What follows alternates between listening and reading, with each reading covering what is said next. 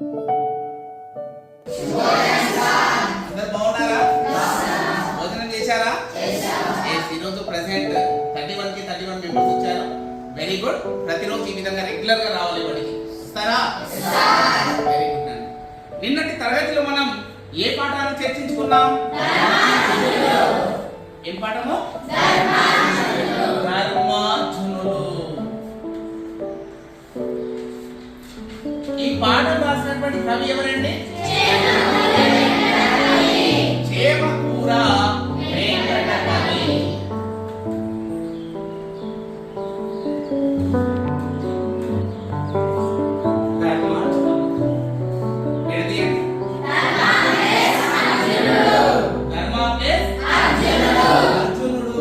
ధర్మార్జునుడు. ఆ ధర్మార్జునుని యొక్క గుణగణాలను గురించి చేమకూర వెంకట కవి ఈ పాఠంలో చాలా అద్భుతంగా వివరిస్తుందని మనం క్లాస్ లో తెలుసుకున్నాం. మరి పాండవులు ఎంతమంది? చేతులు లేపాలి. చెప్పండి, పాండవులు ఎంతమంది? 5. వాళ్ళ పేరు ఎవరైనా చెప్పగలుగుతారా? ఎంతమంది తెలుసు? చేతులు లేపండి. పాండవులు యొక్క పేరు: ధర్మరాజు, భీముడు, అర్జునుడు, నకులుడు, సహదేవుడు. పాండవుల యొక్క తండ్రి పేరు పాండురాజు. కౌరవుల యొక్క తండ్రి పేరు ధృతరాష్ట్రుడు. ధృతరాష్ట్రుని యొక్క భార్య పేరు గాంధారి. పాండవుల యొక్క తల్లి పాండురాజు భార్య వారి పేరు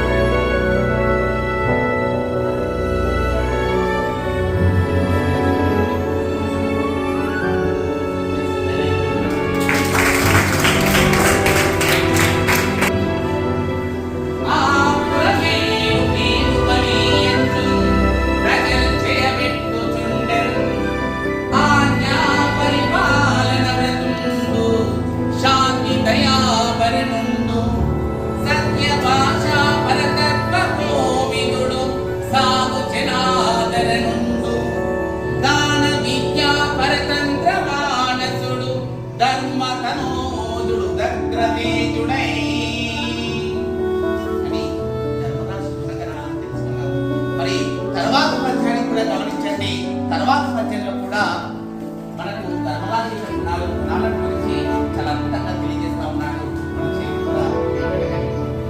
పద్యాన్ని గమనించండి.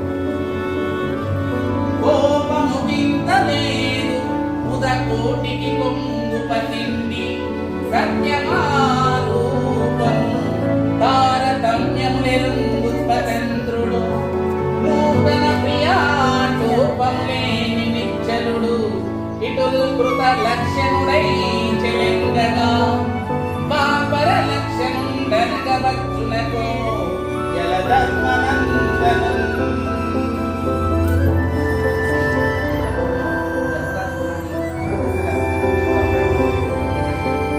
కోపము వింతలేదు ఉదకోటికి కొంగు పతిండి సత్యమారూపము తారతమ్యములెరుంగు స్వతంత్రుడు నూతన ప్రియాటోపములేని నిశ్చలుడు ఇటుల్ కృత లక్ష్యనుడై చెలెంగగా వాపర లక్ష్యనుండనగ వచ్చునకో యల ధర్మనందను. ధర్మనందనుడు, నందనుడు అంటే కుమారుడు. ఎవరి మనవరాలు ధర్మరాజు?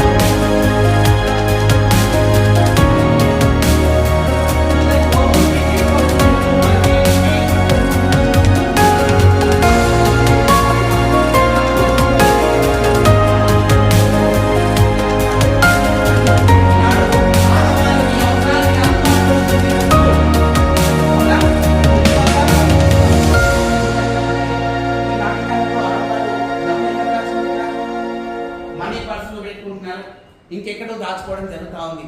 కానీ నాటి కాలంలో ఆడవారు తమ చిల్లర డబ్బును అవన్నీ ఎక్కడ దాచుకునేవారంటే కొంగులో ముడి వేసుకునేవారు.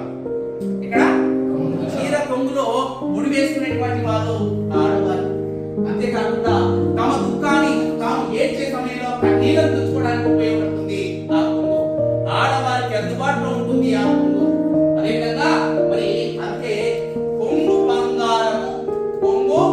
బంగారం అనేటువంటి జాతీయం ఏర్పడింది. కొంగు బంగారం అంటే అవసరానికి అందుబాటులో ఉండేది. ఆడవారికి అవసరానికి అందుబాటులో ఉంటుంది. డబ్బులు దాచుకోవడానికి ఉపయోగపడుతుంది, కన్నీళ్లు తుడుచుకోవడానికి, అవునా, ప్రతిదానికి ఉపయోగపడుతుంది. కాబట్టి కొంగు బంగారం అనేటువంటి జాతీయం ఏర్పడింది. మరి పండితుల సమూహానికి కోట్ల మంది పండితులు ఉన్నారు. ఆ పండిత సమూహానికి కొంగు బంగారం లాంటి వాడు మన ధర్మరాజు.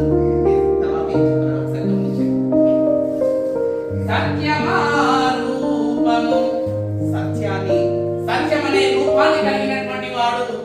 తారతమ్యము నెరుంగు, ప్రజల మధ్య హెచ్చు తగులు, ప్రజల మధ్య వ్యత్యాసాలు తెలుసుకొని ప్రవర్తించేటువంటి వాడు మన ధర్మరాజు. అందరినీ సమానంగా పాలించేటువంటి వ్యక్తి. ఒకరిని ఎక్కువ ఒకరిని తక్కువగా అందరినీ సమానంగా చూసి అద్భుతంగా పాలించేటువంటి మహానుభావుడు మన ధర్మరాజు. స్వతంత్రుడు, పాలనకు సంబంధించి స్వతంత్రంగా నిర్ణయాలు తీసుకునేటువంటి వాడు. మరి రాజుకు సలహా ఇచ్చేవాళ్ళు ఎవరండి?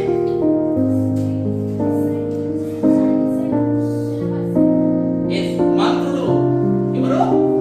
సైన్యానికి శిక్షణ ఇచ్చేవాడు సైనికుడు. రాజు సలహాలు ఇచ్చే, పాలన విషయంలో సలహాలు ఇచ్చేవాళ్ళు ఎవరు అంటే మంత్రులు ఉంటారు. మరి ఈనాడు మన సీఎం ఉన్నారు, సీఎం కి కూడా సలహాలు ఇవ్వడానికి చాలా మంది ఉన్నారు. కానీ ఇక్కడ రాజుకు మంత్రులు సలహాలు ఇవ్వడానికి ఉండేవాళ్ళు. కానీ తను మాత్రం మంచి చెడ్ల గురించి ఆలోచించి తానే స్వతంత్రంగా నిర్ణయాలు తీసుకునేవాడు. ప్రజలకు ఉపయోగపడే విధంగా ఉండేవి అక్కడ తీసుకునేటువంటి నిర్ణయాలు. ఏ ఒక్కరికి కీడు చేయనటువంటి వాడు మన ధర్మరాజు. ఎంత అద్భుతంగా చెప్పిండు మన శివపుర వెంకటని. ఒక్క పద్యంలో అతని యొక్క గుణగణాలను అద్భుతంగా తెలియజేస్తా ఉన్నాడు. ఇంకేమన్నా చూడండి. నూతన ప్రియాటోపములేని నిశ్చలుడు, నూతన ప్రియాటోపములేని నిశ్చలుడు. ప్రియాటోపము విడిగండి. ప్రియా ప్లస్ ఆటోపము, ప్రియా ప్లస్ ఆటోపము. నూతన అంటే కొత్త. కొత్త వ్యక్తుల పట్ల ఆటోపము లేనివాడు. ఆటోపము అంటే ఏమి అంటే గర్వము. ఏది బెట్ట? గర్వము. కొత్త వ్యక్తులు, ఎందుకంటే మనకు కొత్త వ్యక్తులు పరిచయం కానీ వాళ్ళ ముందర కొంచెం బిల్డప్ చేస్తూ ఉంటాం, గర్వంగా ప్రవర్తిస్తూ ఉంటాం, పొగరుతో ఉంటూ ఉంటాం. వాళ్ళతో లేదు, మనం కానీ ఇతను ఒక రాజధాని ఇంద్రప్రస్థ పట్టణాన్ని పాలించేటువంటి రాజు. కొంచెం కూడా కొత్త వ్యక్తులను చూసి కూడా కొంచెం కూడా గర్వం లేనటువంటి వ్యక్తి మన ధర్మరాజు. ఆ తర్వాత చూడండి, నూతన ప్రియాటోపములేని నిశ్చలుడు. నిశ్చలుడు అంటే స్థిరమైనటువంటి స్వభావం కలిగినటువంటి వాడు మన ధర్మరాజు. తర్వాత ఇటుల్కృత లక్షణుడై చెలెండగా పాపర లక్షణుందనగ వచ్చునకో యగ ధర్మనందను. పాపర లక్షణుడు అనాలా, మృత లక్షణుడు అనాలా? మృత లక్షణుడు, పాపర లక్షణుడు అంటే మీకు తెలియదు. వాటి గురించి మీకు తెలియజేస్తాను. మనకు హిందూ పురాణ శాస్త్రాల ప్రకారం, హిందూ ధర్మశాస్త్రం ప్రకారం మనకు యుగాలు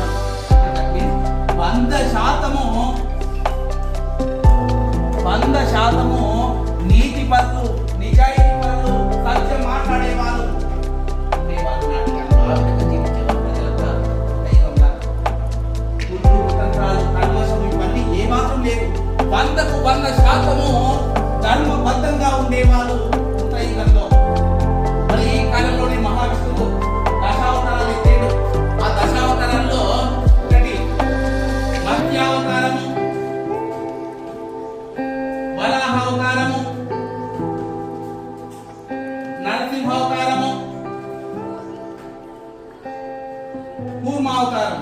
ఈ 4 అవతారాలను ఎత్తి దుష్టులను శిక్షించడం జరిగింది మహావిష్ణువు. హిరణ్యాక్షుని వరాహ అవతారంలో వధించాడు. హిరణ్యకశిపుని నరసింహ అవతారంలో వధించాడు. అది ఏ యుగంలో అంటే కృత యుగంలో. ధర్మం 4 పాదాలుగా ఉండే, అస్సలు దొంగలు లేకపోయేది, అవినీతి పనులేదు, కుతంత్రాలు ఇవన్నీ ఏమి లేవు. అందరూ న్యాయబద్ధంగా ఉండేవాళ్ళు కృతయుగంలో. మరి ఆ కృతయుగం అయిపోయినాక కృతయుగం నుండి త్రేతాయుగంలోకి వచ్చినప్పుడు ధర్మం అనేది ఒక పాదం తగ్గింది. అంటే 4 పాదాలు ఉన్నటువంటి ధర్మము ఇక్కడ ఎన్ని పాదాలు అయింది? 3 పాదాలు అయింది. ఒక పాదము పాపం పెరిగింది. అంటే 75% మంది ప్రజలు నీతిగా ఉండేవారు, 25% మంది పాపాలు చేయడం. అందుకే రామాయణం రాసింది కూడా ఎక్కడ అంటే ఈ త్రేతాయుగంలోనే. మరి మహావిష్ణువు త్రేతాయుగంలో రాముని లాగా అవతరించాడు. పరశురాముని అవతారము, అదేవిధంగా రామ అవతారము, ఇవన్నీ త్రేతాయుగంలో జరిగినాయి. 75% మంది నీతి పరులు ఉన్నారు, 25% అనేది పాపం జరిగింది. అది త్రేతాయుగం. తర్వాత ద్వాపర యుగం. ఈ ద్వాపర యుగంలో పాపం కూడా 2 పాదాలు పెరిగింది బిడ్డ.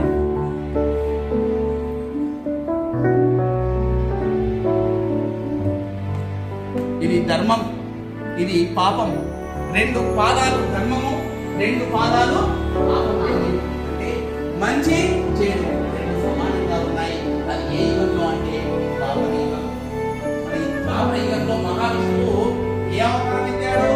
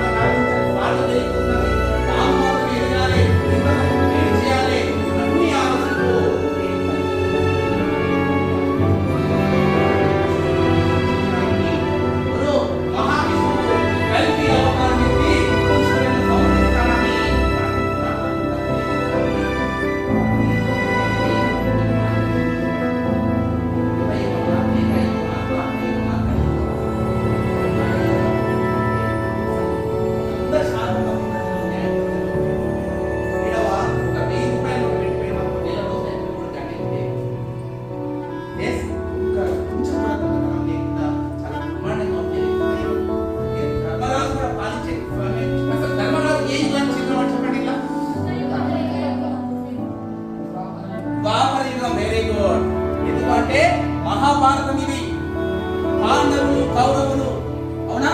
మహాభారతము కాబట్టి మహాభారతానికి చెందినవాడే పాండవులు. ఆ పాండవులలో ఒకవాడు మన ధర్మరాజు. కాబట్టి అసలు యాక్చువల్గా చెప్పాలంటే మన ధర్మరాజు ద్వాపర యుగానికి చెందినవాడు. ఆ ద్వాపర యుగంలో ధర్మము 2 పాదాలు ఉంది, పాపము 2 పాదాలు ఉంది. ధర్మం అనేది 4 పాదాలుగా ఉంది ధర్మరాజు పాలించడానికి రోజులు. కాబట్టి ఈ ధర్మరాజు లక్షణుడై